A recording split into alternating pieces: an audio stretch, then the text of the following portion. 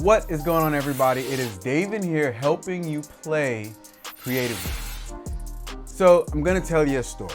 Now, if you have been following me for some time, you know that I have another channel with my buddy Chad over at Worship Leader Hangout. That's where actually I got my start on YouTube, and that channel is certainly a lot bigger than this channel over here. But if you've been following me for some time, you also know that I was a lot bigger than I am now. I think Chris is gonna show you some pictures. And I struggled with my weight for a long time. And the reason why I struggled with my weight was because I was trying this method and this method and this method, and I didn't really have a plan. I didn't have a process. I only began to make progress when I stuck to a plan, when I stayed diligent following a particular plan. Now, in order to get better at anything in life, it's good when we can stick to a plan. But many of us don't have plans for how we're going to improve on the piano. We don't have a practice plan.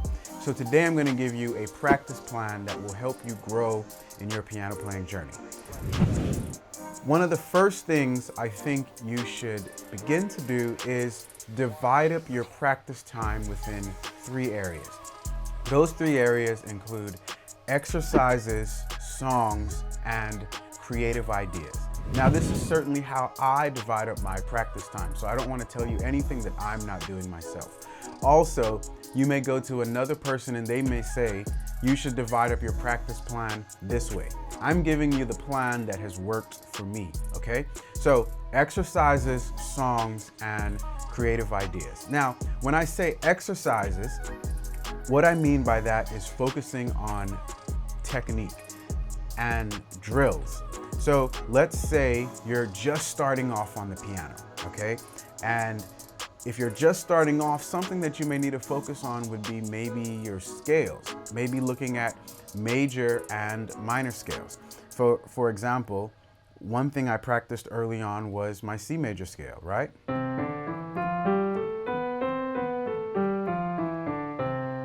And I practiced that in all of my keys. So I practiced my major scale in all of my keys. I eventually moved up to playing in multiple octaves. Right? So that's something you should begin to do. Practice your scales, practice your arpeggios. Okay? I'm really glad I didn't mess up, because even now to this day, I still struggle with my arpeggios, all right? So practice your arpeggios. But let's say you're past that point. You're practicing those are in your arsenal. You can move on to other things.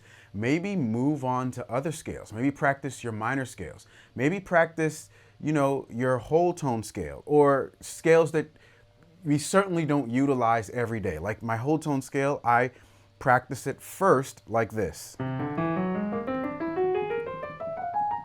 And then I figured out, okay, I don't like practicing it that way.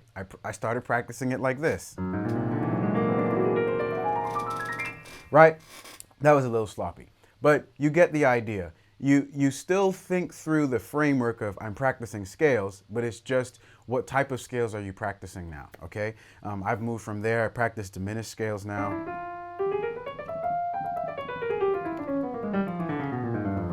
Okay, so that's actually how you begin to develop runs, and you begin to sound a whole lot cleaner in your playing, okay? So begin to practice drills.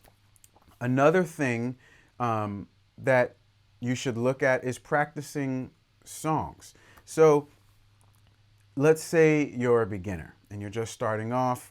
You should maybe, you're focusing on playing your chords accurately along with the melody. So let's say we're playing, just for example's sake, Twinkle Twinkle Little Star.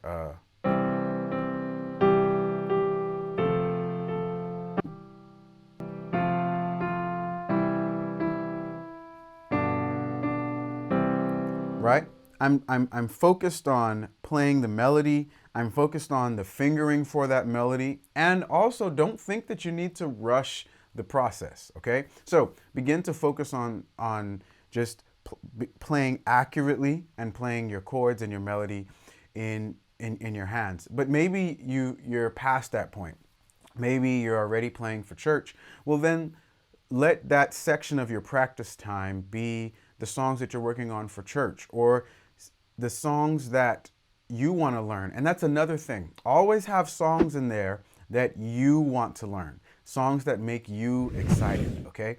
So that's something I'm really big on with a lot of my students. Whenever they come to me, is what's a song you want to learn?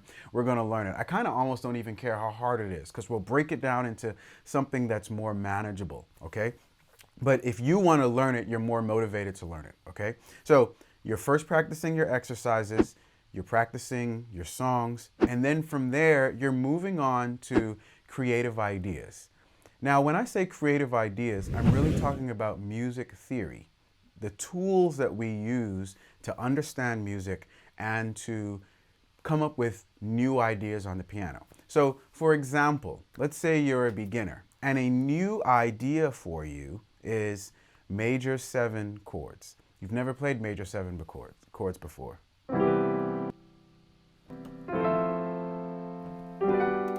Well, then begin to figure out, how am I going to utilize major 7 chords in what I've been working on? Maybe a song that I'm working on. So let's say you've never played, major 7 or minor 7 chords on Twinkle Twinkle Little Star. Well, then start figuring out how you can do that. So here I'm playing a basic major chord, but maybe I may go ahead and add the major 7, and the major 7 to C major chord would be a B. And so I might put it in the bass like that. I might figure out, as I'm discovering, something, down here it's very muddy. I don't like the way it sounds. Let me adjust that. And you figured out something that now you're going to utilize for the rest of your journey as a piano player. You probably will not use that voicing down there ever again.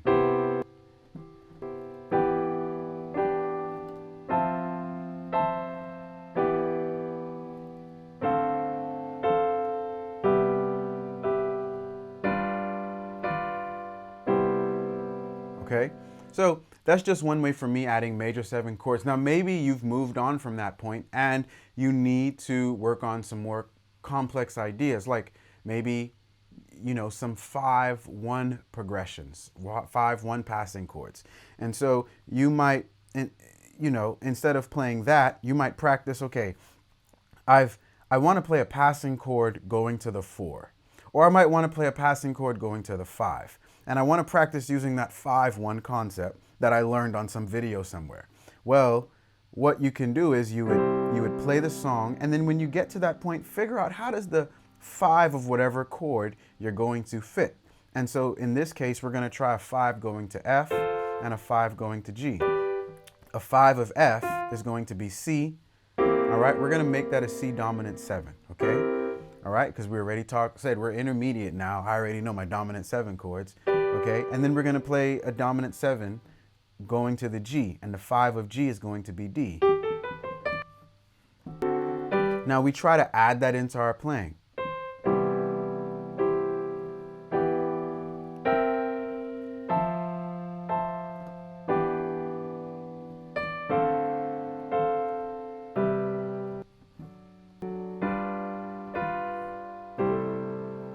Now, you may find that, oh man, I didn't really like the way that sounds. Let me try it another way. But we're always experimenting, and that's what this last section is about. It's about figuring out, how does the concept that you're learning, how can you apply that to what you already know, okay? And that's how you begin to understand concepts. Really, that's how you truly know you understand a concept, when you're able to apply it to your playing. And so I have so many students, unfortunately, that had teachers prior to me, and I'm not saying this trying to speak bad of anybody, but they understand so many concepts on the piano. But when it comes to application, they can't apply one single thing. I actually have students that know a great deal of theory. If you know anything about the World School of Music exams, I know a girl that has like grade 5 theory on that, and can't play one thing on the piano. That's absolutely ridiculous, okay? So you need to take the theory concept that you're learning and figure out how do you apply them on the piano creatively. And there's an added benefit to this in that it's going to help you hear better. And then you're gonna realize, oh my gosh, that's what they're doing. I hear that idea over here, but I'm doing it like this. And you begin to adapt more things to your creative process, okay? So let's review. Practice your exercises, practice your songs, and then practice creative ideas, and then practice them at the level of where you are at, okay? Don't just continue practicing them at the same level all the time. Move on from there, okay? If you want to learn the piano in a step-by-step process, passing chords, substitutions, inner voicing movements, and you want to understand the fundamentals, go ahead and check out my website, play-creatively.com, where you can find everything you need to grow as a piano player. But until next time, keep watching, keep learning, and we'll all keep growing together. I'll see you guys next week.